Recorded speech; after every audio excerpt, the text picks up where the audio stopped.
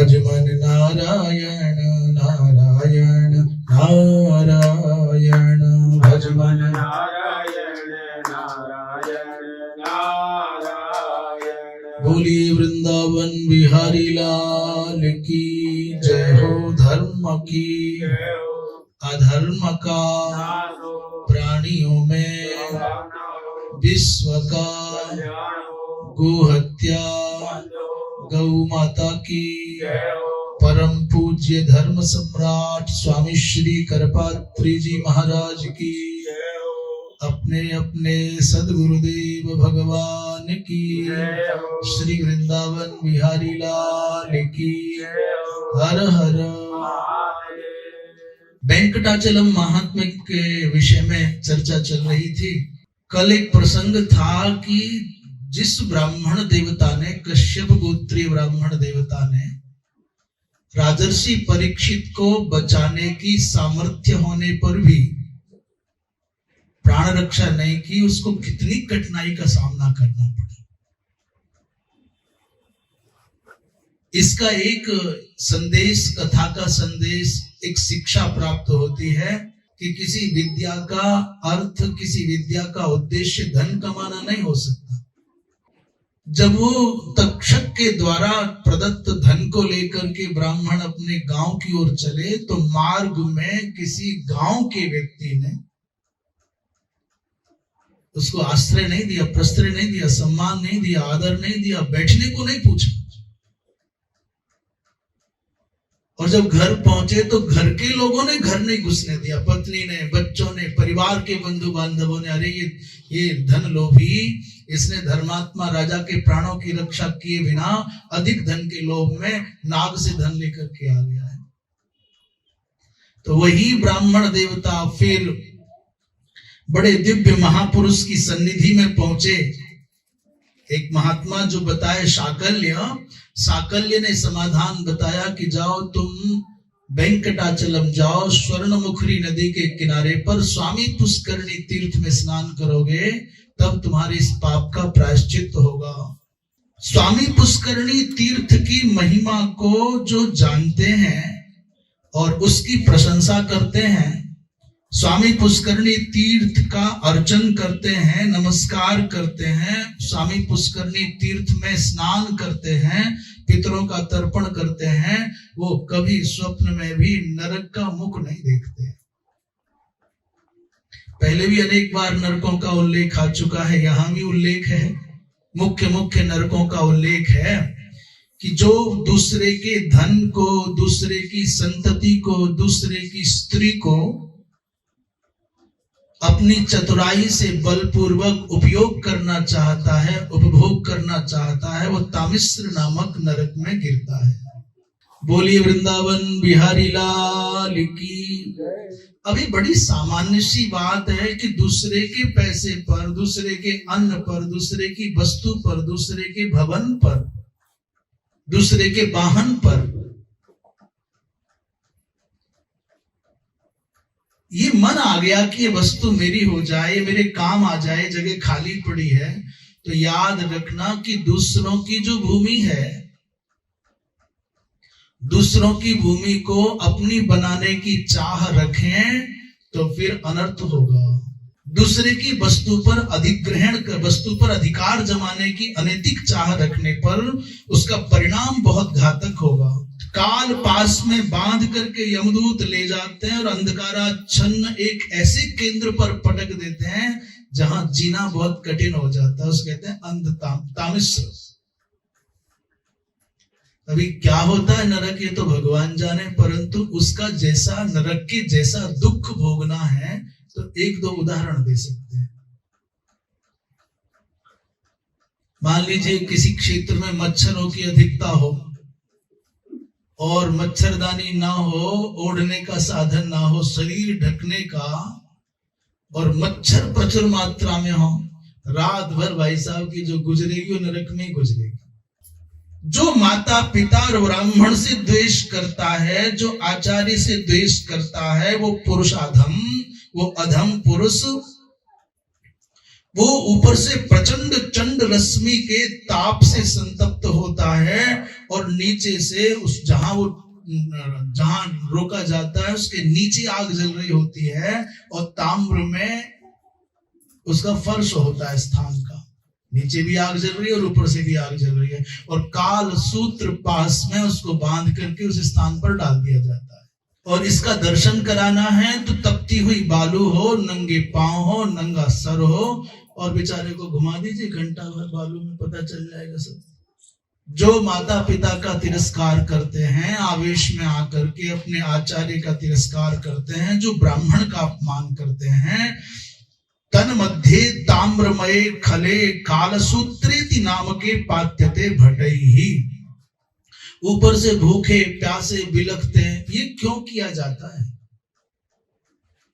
हम नरकों की चर्चा कर क्यों रहे हैं? मात्र इस उद्देश्य से नरकों का उल्लेख है कि मनुष्य अपने आप को दूषित कर्म करते समय थोड़ी भी स्मृति आ जाए इसका परिणाम इतना घातक होगा तो पाप से बच सके। और प्रायः नरक का तात्पर्य एक है क्रमी भोजन, एक असीपत्र वन नामक महाराज जी नरक है। असीपत्र वन नामक नरक में किसको गिराया जाता है? पहले तो असीपत्र समझ लें, असी कहते हैं तलवार को, पत्र कहते हैं पत्ते।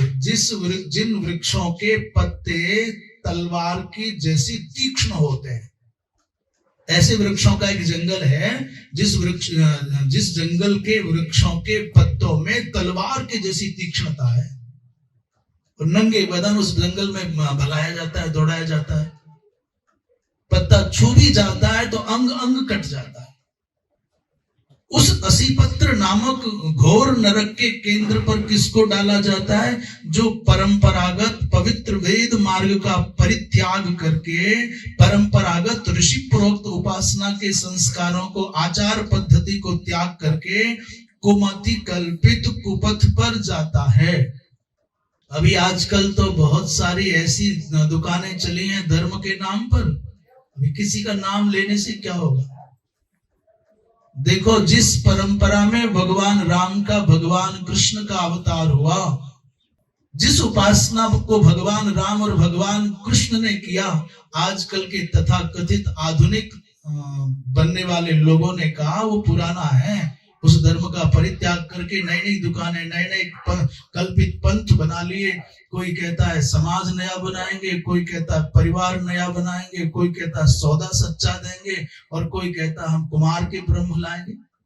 ऋषि प्रोक्त परंपराओं का परित्याग करके, सनातन विशुद्ध वैदिक धर्म का परित्याग करके मन माने कल्पित, कोई 100 साल पुराना, कोई 200 साल पुराना, कोई 400 साल पुराना, कोई 1200 साल पुराना, इतने सब संप्रदाय नाम के, पंथ नाम के, मजहब नाम के इन केंद्रों में जो फंस जाता है उसको असीपत्र वन नामक नरक में जाना पड़ता है। यम के दूत उसको पकड़ करके ले जाते हैं। फिर जब वहां पीड़ा पाता है तो बिलखता है, चिल्लाता है, चीखता है, अपने आप को कोसता है कि मैं दूसरों के बहकावे में आकर के ऋषि मार्ग का परित्याग कर दिया, उसका दुष्परिणाम आज भोगता हूं। इसलिए भैया, चाहे सुख मिले चाहे दुख मिले, स्वधर्मे निधनम श्रेयः पर धर्मो भयावह, अपने धर्म में भूखा रहना भी श्रेष्ठ है और मर जाना भी अच्छा है, पर धर्म की अपेक्षा, अर्थात दूसरे के दूषित विचार का आश्रय नहीं लेना चाहिए। कोई धन के लोभ में आकर के, कोई भयाक्रांत होकर के, कोई नौकरी के लोभ में आकर के, कोई विवाह के प्रलोभन में आकर के, कोई मकान मिल जाएगा इस लोभ में आकर के, कोई इस चक्कर में कि यहाँ हमारी उपेक्षा होती है, वहां हम डेविड बन जाएंगे तो कुछ बड़े हो जाएंगे। इसलिए व्यक्ति को सावधान रहना चाहिए। बोलिए वृंदावन बिहारी लाल की। जो व्यक्ति ब्राह्मण के धन को प्रेम दिखा करके नेह का संबंध जोड़ ले, प्रेम का संबंध जोड़ ले, अथवा डरा करके अथवा छल करके उसको अपने बस में करके और किसी और का भी धन हरण करता है, तो राजा हो अथवा राजा के समान प्रभावशाली ही क्यों ना हो, उसको यमराज के दूत पकड़ करके ले जाते हैं और संदंस नामक नरक में गिराते हैं। जो व्यक्ति पंच यज्ञों का संपादन नहीं करता, द्विज होकर के, बलिवैश्वदेव आदि नहीं करता, द्विज होकर के और भोजन कर लेता है, उसको कृमि भोजन नामक नरक में गिराया जाता है। बहुत अधिक नरकों की चर्चा नहीं करेंगे, बस सावधान रहना चाहिए। व्यक्ति को सनातन सिद्धांतों के अनुसार अपने जीवन को परिमार्जित करना चाहिए। इसी से मनुष्य का इहलोक और परलोक दोनों में कल्याण है। एक निवेदन और करें, धर्म का तात्पर्य, धर्म का जो परिणाम है वो प्रत्यक्ष पर आधारित नहीं है। धर्म का दृष्ट फल नहीं, धर्म का फल अदृष्ट है। अब ये नहीं कह सकते देखो मैंने आज एकादशी का व्रत किया, लो ये फल मिला है। खेत में भी बीज बोते हैं तो उसको भी 2-4 महीने बाद पता चलता है कि फसल ये है, तो तुम पुण्य का फल तुरंत कैसे चाहते हो? ये कोई जादूगरी है, कोई बाजीगरी है, कोई चमत्कार है क्या? सनातन शास्त्र कहते हैं कि आपको धर्माचरण का फल, आपको मनुष्य शरीर में किए गए कर्मों का फल प्रेत्य माने परलोक में प्राप्त होता है, इस लोक में प्राप्त नहीं होता। मनुष्य के कर्मों का फल मनुष्य को परलोक में मिलता है, अर्थात पिछले जन्मों के कर्मों का परिणाम अब पा रहे हैं और इस जन्म के किए गए कर्मों का परिणाम अगले जन्म में पाएंगे। इसलिए दृष्ट फल पर इतना आग्रही नहीं होना चाहिए। हे महर्षय, यो स्वामी पुष्करिण्याम स्नाति स कथमपि नरके न पतति। जो स्वामी पुष्करणी नामक दिव्य तीर्थ में स्नान करता है वो कभी भी नरक में नहीं गिरता। अभी तो पुण्यों को प्राप्त करके मुक्त हो जाता है, आत्मविद्या प्राप्त कर लेता है। पापे मतिर न गच्छति, उस व्यक्ति की मति बुद्धि पाप में कभी लगती नहीं है। जो व्यक्ति तुला पुरुष दान करता है तज्जन्य पुण्य प्राप्त कर लेता है। स्वामी पुष्करणी तीर्थ में स्नान करने पर जो 1000 गायों का दान करता है और 1000 गायों के दान करने पर जो पुण्य प्राप्त होता है उतना पुण्य प्राप्त हो जाता है। स्वामी पुष्करणी तीर्थ में स्नान करने पर सर्वविध पातकेभ्यः मुक्तो भवति। ज्ञाता ज्ञात सभी पातकों से मुक्त हो जाता है। तो जो ये समझता है कि ये केवल प्रशंसा वचन है, संदेह करता है स्वामी पुष्करणी तीर्थ की महिमा के विषय में अर्थवाद मान करके, तो कहते हैं उस व्यक्ति को, संदेह करता व्यक्ति को यमराज के किंकर उसकी जिह्वा काट करके दंड देते हैं। इतना और कह रहे हैं कि नहीं, संदेह नहीं करना चाहिए। शास्त्र में जिन प्रकरणों का, जिन विषयों का उल्लेख है उन प्रकरणों में संदेह नहीं करना चाहिए। जो अर्थवाद मान करके मोहपूर्वक निंदा करता है, ससु करो नरकम ब्रजति, वह सुकर है और नरक में गिरता है। अहो मौर्ख्यम अहो मौर्ख्यम अहो मौर्ख्यम द्विजोत्तमाः। महापुरुष कहते हैं देखो कैसी मूर्खता है। साक्षात अग्नि का स्पर्श करके अग्नि की दाहकता और अग्नि की पावनता का अनुभव करने पर भी कोई अभागा कहेगा कि अग्नि राख है, अग्नि राख है। ऐसे ही स्वामी पुष्करणी दिव्य तीर्थ की महिमा को जानते हुए भी कोई अभागा ही कहेगा कि ये अर्थवाद है। इसलिए भैया सावधान होकर के संशय नहीं करना चाहिए। बोलिए वृंदावन बिहारी लाल की। इस विषय में एक बहुत सुंदर दृष्टांत है। एक सोमवंश माने चंद्रवंश में नंद नाम के एक राजा हुए। पूरी समुद्र पर्यंत पृथ्वी पर उनका शासन था। उनके अत्यंत धार्मिक एक पुत्र हुआ जिसका नाम रखा धर्मगुप्त। धर्मगुप्त जब बड़े हो गए तो उसके पिता नंद ने अपने पुत्र धर्मगुप्त को राज्य की बागडोर सौंप करके वन में जाकर के तप करने का निर्णय लिया। जब धर्मगुप्त शासन करने लगे तो प्रजा में धर्म की मात्रा अतिशय बढ़ गई।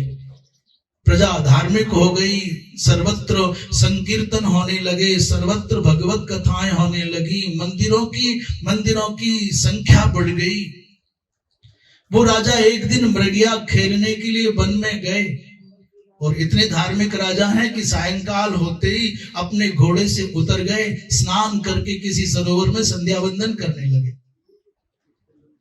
माने एक एकाकी वन में भटक गए मार्ग, तो अपने घोड़े से उतरे और सायंकाल होने पर एक सरोवर में स्नान करके पश्चिम कालीन साधना संध्या करने लग गए, गायत्री जपने लग गए। 13वें अध्याय के 12वें श्लोक में उल्लेख आता है, राजा अपि पश्चिमाम संध्याम उपास्य विनयान्वितः और जजाप च बने तत्र गायत्रीम वेद मातरम। एक सम्राट होकर के भी द्विजोचित सायंकालीन संध्या वंदन को बड़ी निष्ठा से राजा करता है। और संध्या संपादन करने के बाद जब सूर्यास्त होने लगा, अंधेरा छाने लगा, और राजा को चिंता हुई, कहां जाऊं, मार्ग भूल गए, सैनिक रहे नहीं, सेवक साथ में है नहीं, क्या करूं। पर एक बात विशेष है कि राजा अकेला है, जंगल में है, भटक गया है, थका हुआ है, तो अभी संध्या नहीं छोड़ना चाह रहा। पहले संध्या वंदन हो गया, अब देखता है क्या करूं। उसी समय देखा कि चारों ओर से बड़े बड़े भयंकर सिंहादिक हिंसक जीवों की टोलियां चारों ओर से घेर करके राजा खड़ी, क्या करें।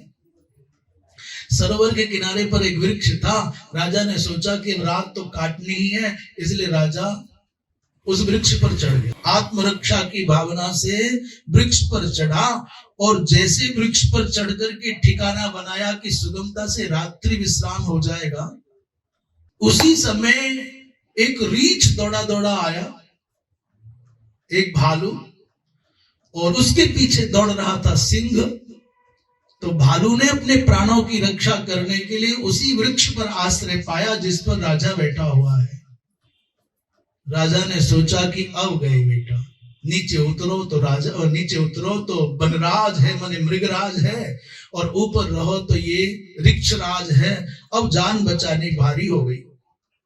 भयाक्रांत राजा को ऋक्ष ने सांत्वना दी, भैया घबराओ मत, मां भीतिं कुरु राजेंद्र, डरो मत, तुम भी इस सिंह से भयाक्रांत और मैं भी सिंह से भयाक्रांत, हम दोनों का दुख बराबर है। रात भर दोनों इस वृक्ष पर विश्राम पाएंगे और सवेरे के सवेरा देखा जाएगा, और दोनों में, रीछ में और मनुष्य में, राजा में अनुबंध हो गया। आधी रात तक मेरी रक्षा तुम करो, आधी रात के बाद मैं करूं। राजा ने कहा, भगवान पहले मैं सो जाता हूं, बहुत थका हुआ हूं, इसलिए मैं विश्राम करूं, और आधी रात के बाद आप विश्राम कर ले। रीछ मान गया। उस रीछ ने कहा कि मेरी गोद में सर रख करके राजा निश्चिंत होकर के सो जाओ। और राजा जैसे अपनी माँ की गोद में कोई निश्चिंत बालक शयन करता हो, वैसे रीछ की गोद में सर रख करके ठाठ से सोए। तो उस सिंह ने कहा रीछ से, भाई तुम भी और हम भी दोनों एक ही जाति के हैं और दोनों भूखे हैं। उस सिंह ने कहा कि तुम भी जंगल में रहते और हम भी जंगल में रहते, हम भी चतुष्पाद और तुम भी चतुष्पाद, और ये 2 पैर वाला मनुष्य हमारा कभी सगा नहीं हो सकता। इस मनुष्य का पशु के साथ कभी प्रेम नहीं हो सकता, इस मनुष्य का पक्षी के साथ कभी प्रेम नहीं हो सकता। मनुष्य धरती पर सबसे बड़ा धोखेबाज है। सिंह ने कहा रीछ से। रीछ ने कहा, वो कैसे भाई? बोले, इसका पशुओं के, पक्षियों के साथ में 2 ही कारण से प्रेम होता है, या तो वध के लिए या बंधन के लिए, या तो भोजन के लिए या मनोरंजन के लिए। पर धन्य है वो पशु, भारतवर्ष की, भारतीय संस्कृति की आत्मा जिसके चित्त में है। उस वृक्ष ने कहा कि शरणागत का परित्याग मैं नहीं कर सकता, चाहे जो हो जाए। उतनी देर में आधी रात बीत गई। आधी रात बीती, राजा जगे, और अब रीछ ने कहा, भाई देखो हमारे विश्राम का समय आ गया। राजा ने कहा ठीक है। राजा बैठ गया तन करके सावधान, और रीछ को अपनी गोद में लिटा लिया। जो बातें सिंह ने रीछ से कही थी, वही बातें राजा से कही। महाराज, तुम्हारा इस रीछ का क्या संबंध?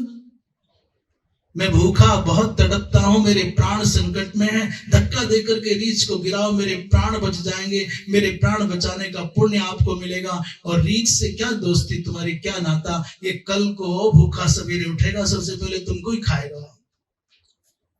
और राजा के मन में संशय आ गया। उस राजा ने सोचा कि बात तो सच है, इससे मेरा क्या नाता है? यदि मैं रीछ को गिरा देता हूं तो इस सिंह के प्राण बच जाएंगे, ये भूखा भी लगता है, और यदि नहीं गिराया तो सवेरे भूखा इस पहले रीछ मुझको ही खाएगा। ये मन में ऐसा भाव बैठा कि राजा ने धक्का दे करके रीछ को नीचे गिराने की बात मन में आ गई। सोचो, एक रीछ प्रलोभन में नहीं आया, वो किसी के भड़कावे में बहकावे में नहीं आया, पर ये बुद्धिमान बनने वाला, धार्मिक बनने वाला, जो संध्या वंदन कर रहा था सायंकाल को, वो राजा भड़कावे में आ गया। ये मनुष्य आज कहता है किसी से मैं तुम्हें बहुत प्रेम करता हूं, मैं तुम्हारे लिए प्राण दे दूं, और कल कहता तेरे प्राण ले लूं। कल तक कहता था जान दे देंगे, और आज कहता जान ले लेंगे। देंगे और लेंगे तो अंतर करना है। इस मनुष्य के बदलने में देर नहीं लगती। इस राजा ने, जो धार्मिक था, जिसका नाम धर्मगुप्त था, इस धर्मगुप्त ने रीछ को गिराया। वो तो रीछ बच गया सौभाग्य से, गिरते गिरते डाली हाथ में आ गई, लटक गया, गिरा नहीं। और लौट करके राजा से कहा, रे तुम इतने गद्दार निकले, इतने धोखेबाज निकले, मैंने पहले अपना दायित्व निभाया, आधी रात तक तुमको विश्राम दिया, और तुमने मेरे साथ में धोखा किया है। धरा भार कारिणो नैते गिरया अपितु विश्वास घातिनो भवन्ति। इस धरती को पर्वतों का भार नहीं, भार पीड़ा नहीं देता। पृथ्वी माता से कभी किसी ने कहा कि अरे माँ, तू इतने बड़े बड़े हिमालय सदृश पर्वतों को अपने वक्ष पर धारण करती है, तुझको बोझा नहीं लगता? तो धरती माँ ने कहा कि ये सागरों का भार मुझको पीड़ित नहीं करता, इन पर्वतों का भार मुझको पीड़ित नहीं करता, पर एक कृतघ्न, एक धोखेबाज का भार में सहन नहीं कर सकती, मुझको वो कठिन पड़ता है।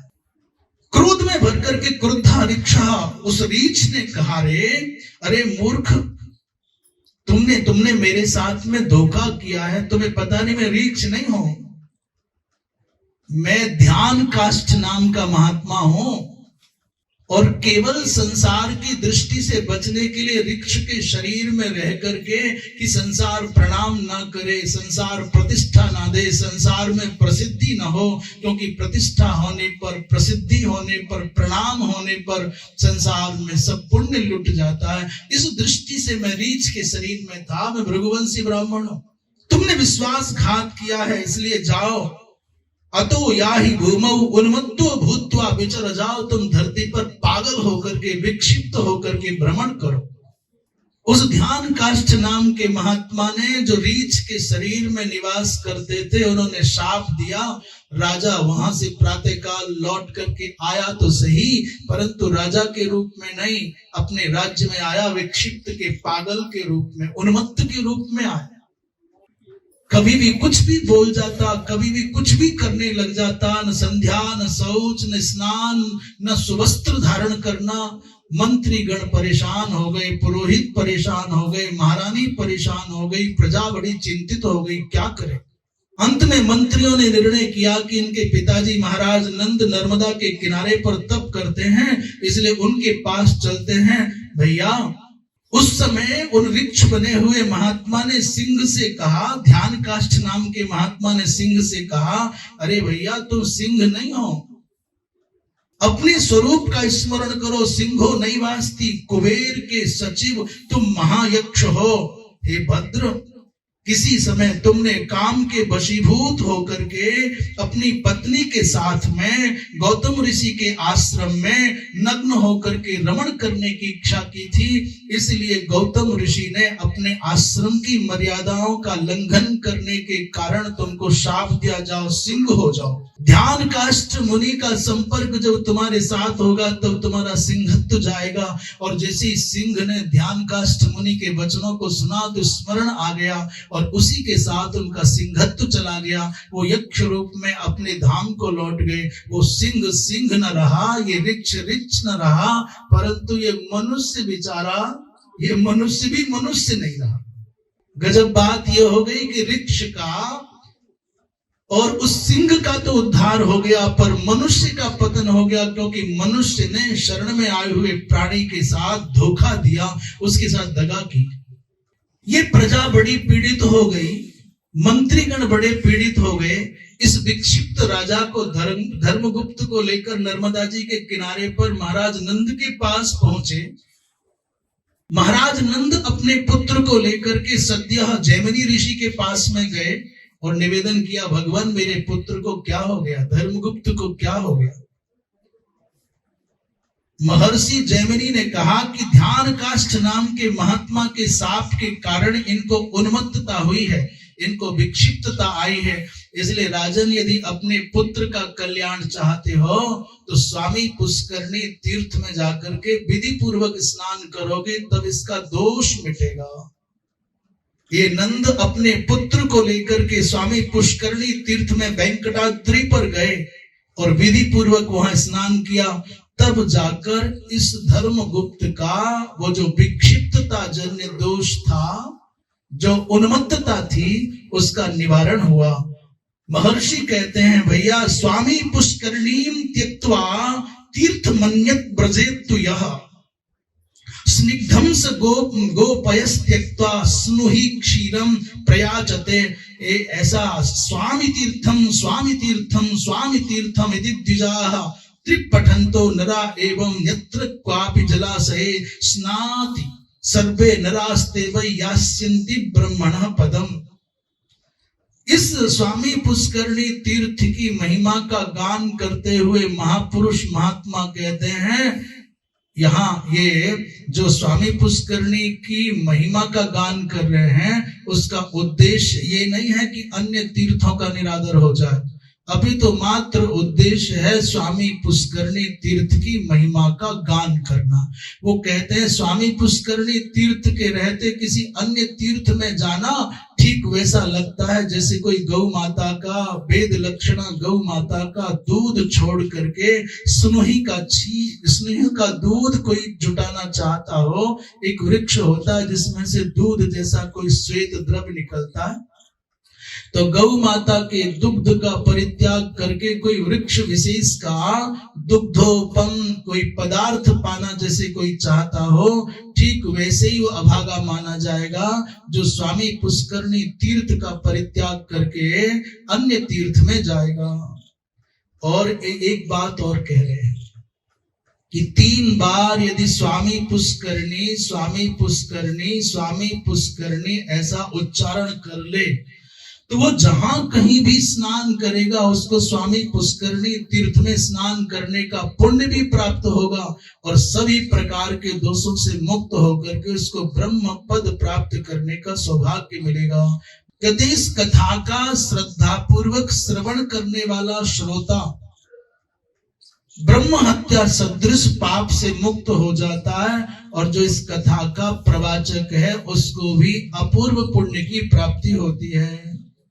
स्वामी पुष्करणी तीर्थ से संबंधित तीसरा महात्म्य, सूत जी महाराज कहते हैं, ऋषियों, महाराष्ट्र में एक आस्तिक वेद वेदांग पारग दयालु अतिथि परायण भगवान शंकर और भगवान विष्णु का उपासक यज्ञदेव नामक ब्राह्मण रहता था। महाराष्ट्र की बात है। उस यज्ञदेव नामक ब्राह्मण के पुत्र हुआ जिसका नाम सुमति है। सुमति जैसा नाम है वैसा उसका आचरण नहीं, वैसे गुण नहीं है। सुमति शब्द का अर्थ है सु माने अच्छी, मति माने बुद्धि। तो सुमति जो पुत्र हुआ उसका विवाह भी हो गया, बड़ी सुलक्षणा बड़ी साध्वी भार्या घर में आई, परंतु ये अभागा सुमति ना तो सुलक्षणा पत्नी के प्रति विश्वास स्थापित कर पाया और न ही माता पिता की सेवा कर पाया। कुसंग के कारण सुमति की बुद्धि दुर्मति हो गई और कुमार्ग पर ये पड़ गया। किसी वैश्या की संसर्ग से इसका जीवन भ्रष्ट हो गया। बिट संगेन अपनी साध्वी पत्नी को त्यागा, अपने माता पिता को त्यागा, ब्राह्मणोचित सदाचार को त्यागा और किसी वैश्या के कुसंग में पड़ गया। एक बार भ्रमण करते करते बिटों के व्यापारियों के संग में अधिक धन कमाने की लालसा में उत्कल पहुंच गया, माने उड़ीसा पहुंच गया। उत्कले गता तत्र काचित अर्थातुरा किराती और उत्कल में उड़ीसा में पहुंच करके युवजन मोहिनी कोई किराती थी जो धनिकों का धन, जब तक उनके पास धन रहता तब तक उनको वो प्रेम करने का नाटक करती, और जब धन खत्म हो जाता धक्का मार करके निकाल देती। ये जो सुमति पहुंचा तो उस किराती के रूप पास में बंध गया, उसके सौंदर्य में, सौंदर्य जाल में अटक गया। धीरे धीरे उसको प्राप्त करने के लिए प्रयत्न करने लगा। जहां कहीं से उसको धन मिलता, धन चुरा करके, मांग करके, छीन करके, किसी की हत्या करके भी लाता तो ले आता। धीरे धीरे सुमति का समग्र ब्राह्मणत्व नष्ट हो गया। उसके संसर्ग से उच्छिष्ट भोजन भी किया, उच्छिष्ट पान भी किया और संसर्ग भी हो गया। भैया जब चोरी करने लगा तो एक दिन ये पर्याप्त मात्रा में स्वर्ण आदि चुरा के लाता, वो बहुत प्रसन्न होती किराती। एक दिन एक ही पात्र से इस अभागे ने उसके साथ में सुरापान कर लिया, तो जो थोड़ा बहुत ब्राह्मणत्व का अंश बचा था वो भी नष्ट हो गया। एक दिन चोरी करने के लिए ये किरातों के साथ गया किसी ब्राह्मण के घर में, और अभागे ने सबसे पहले इसने आगे बढ़ करके उस घर के मुखिया ब्राह्मण का वध कर दिया। ब्रह्म हत्या लग गई इसके पीछे। ब्राह्मण के घर में चोरी करने गया और धनिक ब्राह्मण को, जो बड़ा सम्मानित ब्राह्मण था, उसको मार दिया। तो ब्रह्म हत्या बड़ी भयंकर इसके पीछे लगी, अट्टहास करती हुई। आगे आगे सुमति और पीछे पीछे ब्रह्म हत्या। जहां जाता वहीं ब्रह्म हत्या के आतंक से आतंकित, अट्टहास की गूंज से व्यथित, आगे आगे ये भागता, पीछे पीछे ब्रह्म हत्या हा हा करके भागती। तो न इसे रात को चैन आता, न दिन में चैन आता, न भोजन हो पाता, न विश्राम हो पाता। भागते भागते भागते भागते अपने घर पिताजी के चरणों में आकर के गिर गया। अपने पिता के चरणों में गिर करके यज्ञदेव से कहा, पिताजी मेरी रक्षा करो, त्राहि माम त्राहि माम। पुत्र के स्नेह में बंधे हुए यज्ञदेव ने कहा, माँ भैंसी डर मत बेटा, मैं तेरी रक्षा करूंगा। और रक्षा करने के लिए जैसे ही कोई जल पात्र या मंत्र आदि का स्मरण करने लगे, उसी समय ब्रह्म हत्या ने कहा, हे ब्राह्मण देव, इस दुरात्मा पापात्मा के प्राणों की रक्षा करने का प्रयत्न मत करो, अन्यथा तुम्हारे प्राण संकट में पड़ जाए। ये महापातक संलिप्त दुरात्मा, इसने अपनी धर्मशीला पत्नी का परित्याग किया है, इसने माता पिता का अनादर किया है, इसने ब्राह्मणत्व का, ब्रह्म सूत्र की मर्यादा का उल्लंघन किया है, इसने आज एक ब्राह्मण की हत्या की है, इसलिए ये रक्षा करने के योग्य नहीं। तुम भी पतित हो जाओगे, ये त्याग दो, नहीं तो तुमको भी खा जाऊंगी। अनेन सह भक्षयिष्यामि। यज्ञदेव ने कहा, ब्रह्म हत्ये, मैं पुत्र के स्नेह से बाधित हूं, मैं त्याग नहीं सकता। ब्रह्म हत्या ने कहा कि देखो ये पतित है, वर्णाश्रम बाह्य हो गया है, ये अधम प्राणी हो गया है, किसी का पुत्र नहीं, किसी का पति नहीं, किसी का बंधु नहीं। इसका दर्शन मात्र करने से भी मनुष्य निंदित हो जाएगा। ऐसा कहकर के सुमति के गाल पर एक तमाचा मारा तो सुमति तात तात त्राहि त्राहि कहता हुआ चिल्लाया, पिताजी के पीछे भागा। बेचारे बड़ी कठिनाई से अपने पुत्र को रोता हुआ देख करके माता पिता बड़े दुखी हुए।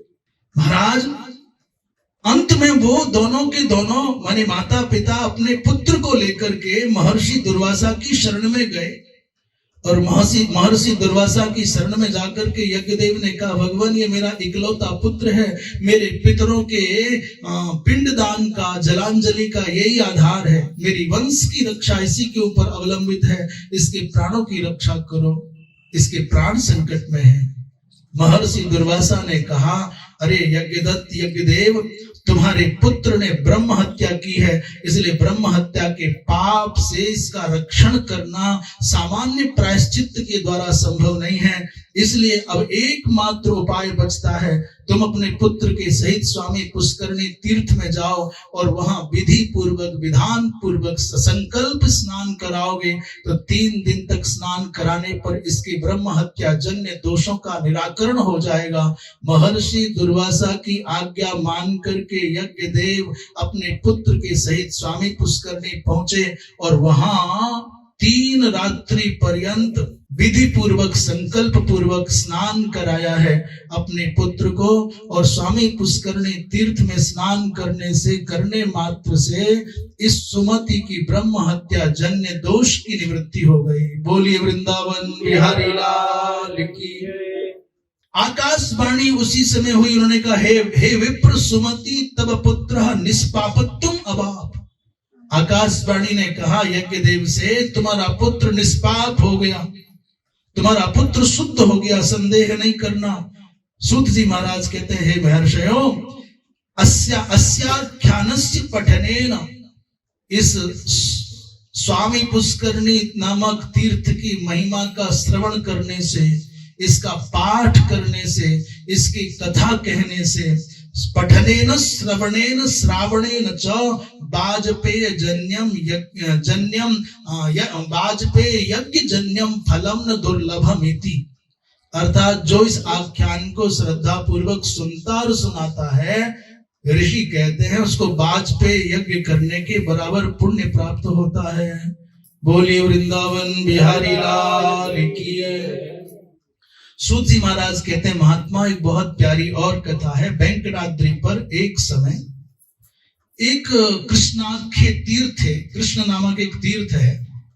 उस तीर्थ में स्नान करके कृतघ्न भी शुद्ध हो जाता है। तत्र कश्चित कृष्ण नामकः ऋषि तपस्तेपे सुदुश्चरम।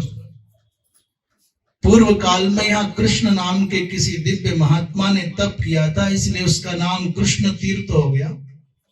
यहाँ रामकृष्ण नामक एक ब्राह्मण देवता, सत्यवान, शीलवान, बाग्मी और सभी प्राणियों के प्रति दया का भाव रखने वाले, परब्रह्म में निष्णात, ब्रह्म तत्वैक संसृत एक रामकृष्ण नाम के ब्राह्मण देवता ने सुघोर तप किया। और ऐसा अद्भुत तप किया कि एक स्थान पर बैठे तो फिर हिले ही नहीं, उठे ही नहीं, धीरे धीरे बामी एक जो बल्मीक नाम का कीड़ा होता है, जो मृत्तिका का भक्षण करता है, उसका उत्सर्जन करता है, उसके कारण इन महात्मा के चारों ओर बल्मीक का निर्माण हो गया, मिट्टी का एक आकार बन गया, घरौंदा जैसा। देवराज इंद्र आए और उन्होंने 7 दिन तक अखंड वृष्टि करके, बड़ी भारी वृष्टि करके मुनि को विचलित करना चाहा, परंतु तुरी अवस्था में बैठे हुए रामकृष्ण नामक महात्मा को न क्षोभ हुआ, न विक्षेप हुआ। उनकी बामी तो धुल गई, परंतु महात्मा के नेत्र उद्घाटित नहीं हुए। वो अखंड तपस्या में लीन रहे। उसके बाद बड़ी भारी आकाश की गर्जना के साथ में अग्निपात हुआ, पत्थरों की वर्षा हुई, बिजली कड़की, उतने पर भी राम कृष्ण की समाधि भंग नहीं हुई। और जो बिजली कड़की बहुत जोर से, तो जो बामी का शेष अंश था वो जो बल्मीक का शेष अंश था वो भी ध्वस्त हो गया। इतने पर भी राम कृष्ण की समाधि भंग नहीं हुई। तब चतुर्भुज रूप में भगवान नारायण प्रकट हो गए और उन्होंने राम कृष्ण को दर्शन दिया। भगवान का दर्शन पाते राम कृष्ण आनंद में परिप्लुत होकर के उनके चरणों में दंडवत प्रणाम की मुद्रा में गिर गए। भगवान ने कहा, विप्र महावीर भाव दिने, आज तुमने मेरा दर्शन पाया है। इस आज के दिन जो व्यक्ति यहाँ आकर के स्नान करेगा, तस्य फलम पुण्यम शेषोपि वक्तुम न पारयति। इस तीर्थ में आज के दिन जो स्नान करेगा, उस स्नान करने से जो पुण्य की प्राप्ति होगी, हे महात्मन, उस पुण्य की महिमा का पूर्णतया गान करने की सामर्थ्य शेषनाग के हजारों फड़ों में भी नहीं हो सकती। मकर राशि में जब सूर्य का प्रवेश हो और पुष्य नक्षत्र से युक्त पूर्णिमा हो, अर्थात पौष पूर्णिमा में पुष्य नक्षत्र हो और भगवान सूर्य मकर राशि में प्रवेश कर गए हो, उस दिन यहाँ स्नान करने का बड़ा भारी पुण्य होता है। जब कभी अवसर लगे तब वेंकटाचलम जाए और इस तिथि में वहां स्नान करना चाहिए। वृंदावन बिहारी लाल की। कहते हैं वेंकटाचलम में यदि कोई व्यक्ति वहां उस क्षेत्र में मीठे पानी की उपलब्धता करा दे तो उसके दान की महिमा कोई गा नहीं सकता। हजारों हजारों क्या लाखों लाखों लोग आते हैं दर्शन करने और पानी की बड़ी कठिनाई होती है। पुराने समय में हेमांग नाम का राजा हुआ। हेमांग ब्राह्मण्य भी हैं और जितेंद्रिय भी हैं। इतने अद्भुत राजा हैं कि सारी पृथ्वी पर बड़े बड़े बड़े बड़े यज्ञ करके उन्होंने सारी धरती को कुशाओं से काट दिया। ऐसा एक भी दान नहीं जो उन्होंने दान किया ना हो। गौदान, हाथी दान, अश्वदान, स्वर्ण दान, भूमि दान, विद्या दान, सब कुछ किया। सर्वं सर्वदा सर्वान सर्वथा सुखेन ददाति। परंतु उस राजा ने ये सोच करके कभी भी जलदान नहीं किया कि जल का क्या देना है, जल तो सर्वत्र सुलभ ही है। उनके गुरुदेव ने, वशिष्ठ जी महाराज ने कई बार कहा, अरे राजन, तुम इतने दान करते हो, अन्नदान करते हो, स्वर्ण दान करते हो, गौदान करते हो, पानी की व्यवस्था तो करो, पीने का साधन तो जुटाओ। तो राजा कहता, गुरुदेव क्या पानी का देना, नदियों में पानी बह रहा है, झरनों में पानी है, सब जगह पानी पानी। और कभी कभी हंस के कह देता, गुरु जिसकी आंखों में पानी नहीं है उसकी प्यास कौन बुझा सकता है, सब जगह पानी पानी। नहीं पिला। किसी भी प्रकार से प्रेरणा देने पर भी वो किसी को जल नहीं पिलाता। क्यों? बोले सुख लभ्यत्वात्, जल तो सबको प्राप्त ही है। और अमूल्यम सर्वतो लभ्यम, ये अमूल्य, इसका कोई मूल्य नहीं है, सब जगह सहज सुलभ है। इसलिए इसके दान करने का कोई फल नहीं। दान करे तो ऐसा पदार्थ करे जो अलभ्य हो। ये मान करके दुर्धि ने हेतुवाद के कारण आक्रांत होकर के कुतर्क का आश्रय लेकर के जल नहीं पिलाया, जल का दान नहीं किया। शास्त्रोक्तम अनंगीकृत्य, वशिष्ठ जी ने एक दिन ग्रंथों में लिखाया कि जलदान दिखाया, जलदान करने का ऐसा पुण्य होता है, तब भी नहीं माना। और एक दोष और हो गया, उसने सोचा कि अब क्या करता हो। एक और उसके मन में विकार आ गया, बुद्धिवाद का आश्रय लेकर के क्या करते हैं लोग, अरे ये जो पंडित हैं इनके पास पहले से बहुत भरा हुआ है, क्या जरूरत इनको कुछ देने की। उनको देने का अधिक पुण्य होगा, अधिक लाभ होगा। जो भूखे हैं, जो नंगे हैं, जो बीमार हैं, जो रोगी हैं, जो अनाथ हैं, जो अपंग हैं, उनको दान करना चाहिए। उस हेमांग ने कुतर्क के आधार पर, अपनी बुद्धि के आधार पर निर्णय किया, इन ब्राह्मणों को, इन साधुओं को देने का क्या लाभ, ये स्वस्थ है, मस्त है, खूब मोटे ताजी है, क्या फायदा देने से।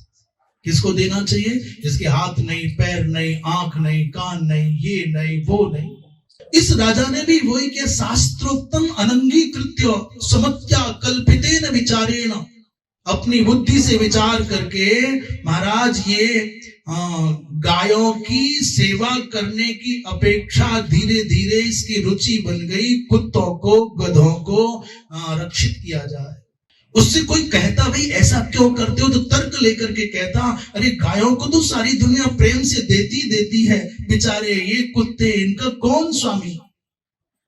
इस विचार के साथ उसने ब्रह्मज्ञ ब्राह्मणों का परित्याग कर दिया, संतों के पास जाना छोड़ दिया, उनकी अर्चना करना बंद कर दिया। इनकी पूजा तो सब करते हैं, इनको आवश्यकता नहीं है, न कंबल की, न कमंडल की, न दक्षिणा की, न रोटी की। तो किनको देना है?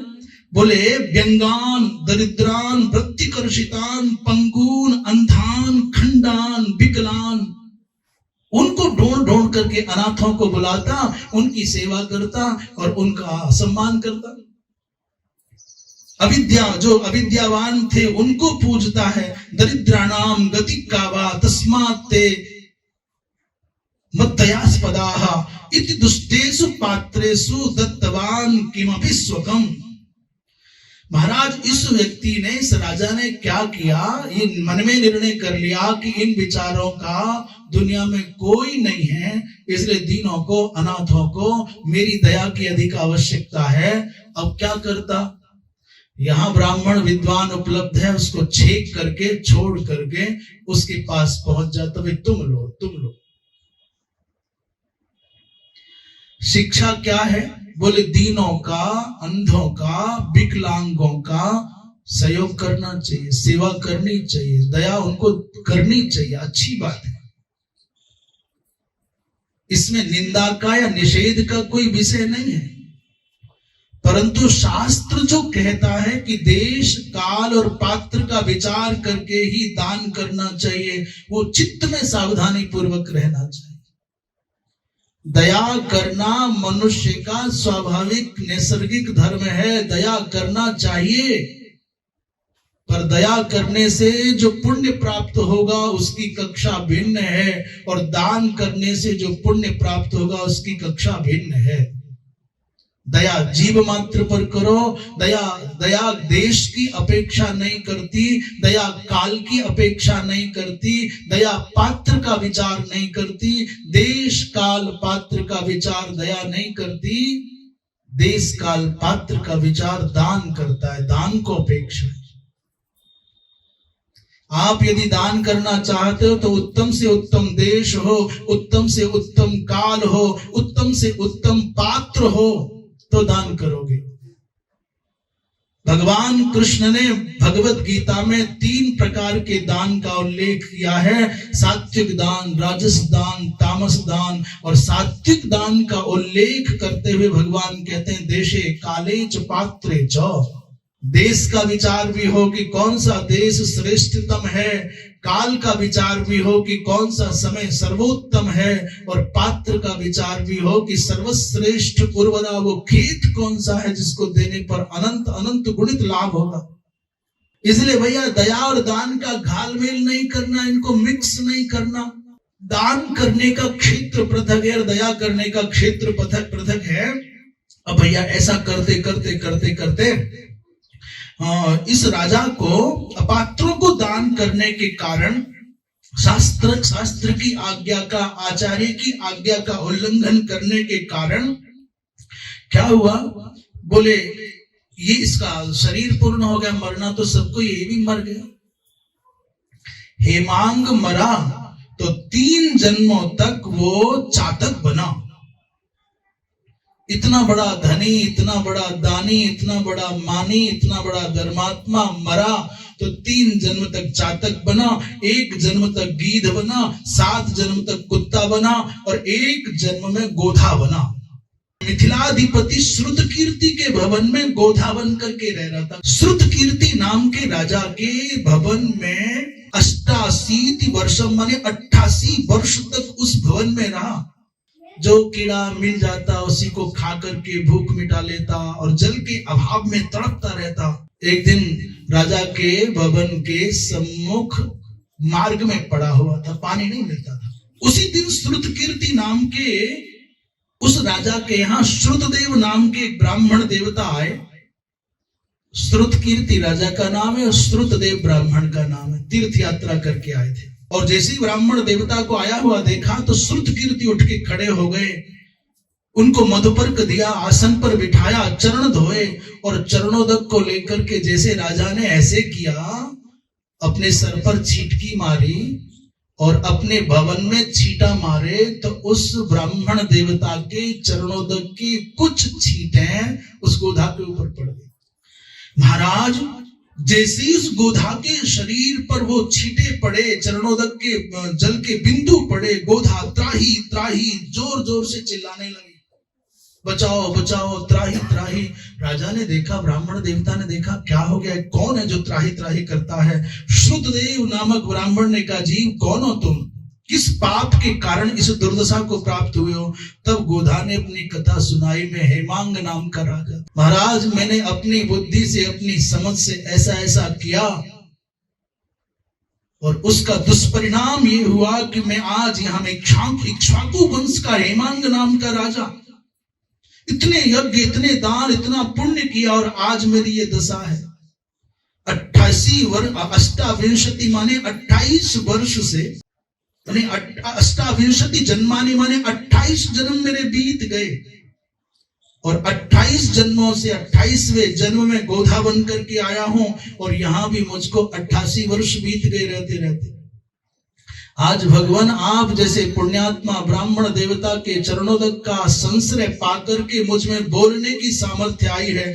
श्रुतदेव जी महाराज ने कहा, हे जीव, पूर्व काल में वेंकटाद्रि पर भगवान जलम सुलभम मत्वा, तुमने जो जल नहीं दान किया उसका दुष्परिणाम हुआ कि तुमको इतना इतना दुख उठाना पड़ा। जल के बिना जीवन का अस्तित्व रहना संभव नहीं है। इसलिए श्रुतदेव नामक ब्राह्मण देवता ने कहा कि धर्म काल आ रहा है, ये निदाघ काल आ रहा है, इसलिए तथा पात्रम समुत्सृज्य ह्यपात्रे प्रतिपादितम, तुमने पात्रों का परित्याग करके जो अपात्रों को दान दिया, ज्वलंतम अग्निमुत्सृज्य, जलती हुई आग को छोड़ करके तुमने जो भस्म में हवन किया, उसी का परिणाम हुआ है कि तुमको दोष लगा है। अब प्रतिज्ञा करो कि वेंकटाद्रि पर जाकर के जलदान करोगे तो तुम निष्पाप हो जाओगे। इसलिए भैया, तुमने जलदान नहीं किया, एक अपराध। तुमने विद्वानों का, साधकों का सम्मान नहीं किया, दूसरा अपराध। गुरु की अवज्ञा की, उसका तीसरा अपराध। शास्त्र के मत का कुतर्क के द्वारा निराकरण किया, चौथा अपराध। दीनों और अंधों को तुमने श्रेष्ठ माना, उनको पूज्य माना और विद्वानों का तिरस्कार किया, ये पांचवा अपराध। दीनानाम पालको हम, रक्षको हम, ज्ञानी दानी अहम इति अहंकारत्वात्, ये छठा अपराध हो गया। इसलिए अब मैं तुमको एक दिन का अपना पुण्य देता हूं, तुम्हारा उद्धार हो जाएगा। महाराज ब्राह्मण देवता के संकल्प से हिमांग का उद्धार हुआ और फिर उन्होंने जल दान करके अपने जीवन को धन्य बनाया। बोली वृंदावन बिहारी लाल की। श्रीमन नारायण नारायण नारायण।